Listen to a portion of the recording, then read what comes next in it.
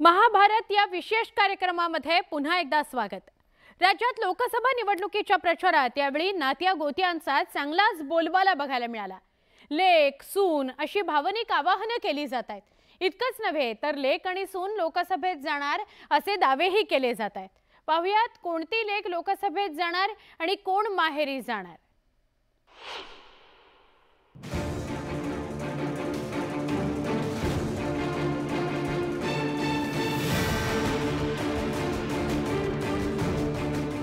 सुप्रिया सुळे, सुनेत्रा पवार आणि अर्चना पाटील या लेकी सुना लोकसभा निवडणुका लढवत आहेत। त्यामुळे बारामती आणि धाराशिव या दोन्ही मतदारसंघात नात्या गोत्यांचा चांगलाच बोलबाला पाहायला मिळतोय। बारामती लोकसभा मतदारसंघाची लेक असलेल्या सुप्रिया सुळे आणि सुनबाई असलेल्या सुनेत्रा पवार यांच्यात थेट लढत आहे। नणंद भाऊजाई यांच्यातील या लढतीला धाराशिव जिल्ह्याची सुद्धा किनार आहे।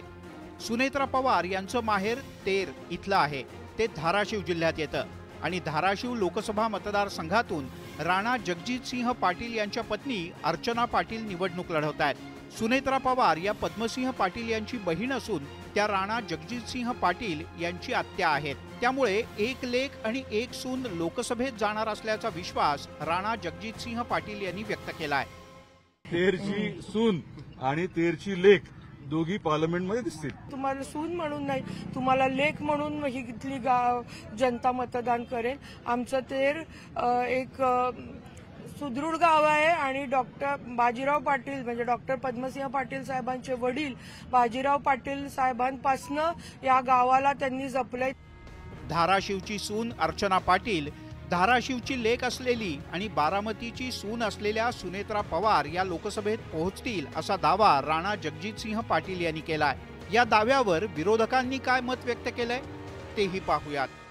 अर्चना पाटील आणि सुनेत्रा पवार या दोघी लोकसभेमध्ये काही झालं तरी जातील असं म्हणतात।